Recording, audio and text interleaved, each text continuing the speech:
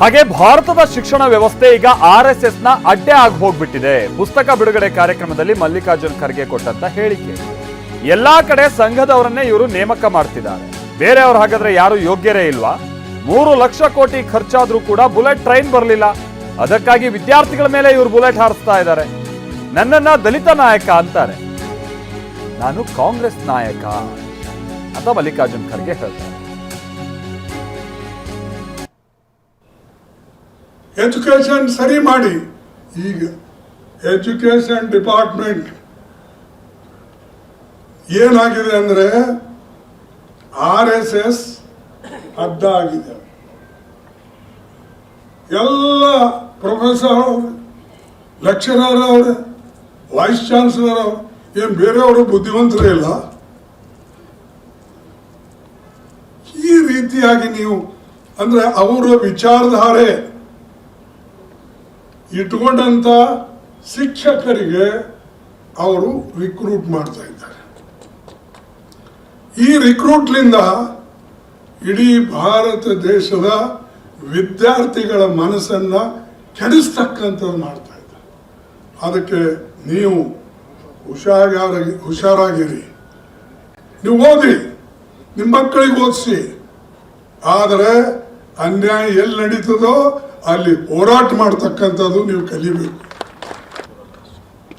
ಒಂದು bullet train ಮಾಡ್ದಪ್ಪ, bullet train. ಇದು ನಮ್ಮ ರಾಜ ಅವರು ಹೋಗ್ಯಾರ ಗೊತ್ತಿಲ್ಲ. ಬುಲೆಟ್ ಟ್ರೈನ್ ಹೋಗಿರ? ಬುಲೆಟ್ ಟ್ರೈನ್ ಎಲ್ಲಿಂದ? ಅಹಮದಾಬಾದ್ ಟು ಬಾಂಬೆ. ಎಷ್ಟು ಖರ್ಚು ಅದಕ್ಕೆ? ಮೊದಲದು ನಾನು ಮಿನಿಸ್ಟರ್ ಇದ್ದ ರೈಲ್ವೆ ನೋಡಿ, ಇದು 500 ಕಿಲೋಮೀಟರ್ಗೆ 1 ಲಕ್ಷ ಕೋಟಿ ಖರ್ಚಾಗ್ತದೆ. ಅಂದ್ರೆ ಇದು ಅನ್ಎಕನಾಮಿಕಲ್, ಬಡವರಿಗೆ ತೊಂದರೆ ಆಗ್ತದೆ. ಅದೇ ದುಡ್ಡಿನಲ್ಲಿ ನಾವು 5,000 ಕಿಲೋಮೀಟರ್ ಮಾಡಬಹುದು ರೈಲ್. ನೀವು 500 ಸಲುವಾಗಿ 1 ಲಕ್ಷ ಕೋಟಿ ಖರ್ಚು ಮಾಡಿದ್ರೆ ಇದು ಬಡವರ ದುಡ್ಡು. ಇಲ್ಲ ಜಪಾನ್ ಫ್ರೀ ಕೊಡ್ತಾ ಇದೆ. ಫ್ರೀ ಏನ್ ಕೊಡ್ತಾರೋ? ನನ್ನಂತವ್ರ ಮೇಲೆ ಪರಿಣಾಮ ಬೀರಂಗ್ ಮಾಡಿದ್ರಿ ನೀವು. ಅದು ನನಗೇನು ಆಗೋದಿಲ್ಲ. ಆ ಮಾತು ಬೇರೆ. ನನಗೆ ಕೆಲವು ಜನ ದಲಿತ ನಾಯಕರು, ನಾನು ಕಾಂಗ್ರೆಸ್ ನಾಯಕ, ನಾನು ದಲಿತ ನಾಯಕ. ಇಲ್ಲಿ ಯಾರೋ ಕುಂತವರು ಈಗ ಅವರ ಅಧ್ಯಕ್ಷರ, ಈಡಿಗರ ಅಧ್ಯಕ್ಷರ ಅಂತ ಹೇಳೋಣ, ಅಥವಾ ಅವ್ರ ಬ್ರಾಹ್ಮಣ ಅಧ್ಯಕ್ಷರ ಅಂತ ಹೇಳೋಣ. ನೀವು ನನಗೆ ಯಾಕೆ ಗಂಟು ಬಿದ್ದೀರಿ? ನಾನು ಕಾಂಗ್ರೆಸ್ ಪಾರ್ಟಿ ಅಧ್ಯಕ್ಷ. ನಿಮಗೇನಾದರೂ ನಾಚಿಕೆ ಬಂದರೆ ನನಗೆ ಕಾಂಗ್ರೆಸ್ ಪಕ್ಷದ ಅಧ್ಯಕ್ಷ ಅಂತ ಹೇಳಕ್ಕೆ ಕನಿಷ್ಠ ಹೇಳಿ ಕಾಂಗ್ರೆಸ್ದ ಹಿರಿಯ ನಾಯಕರು ಅಂತ ಅಂದ್ಬಿಡಿ.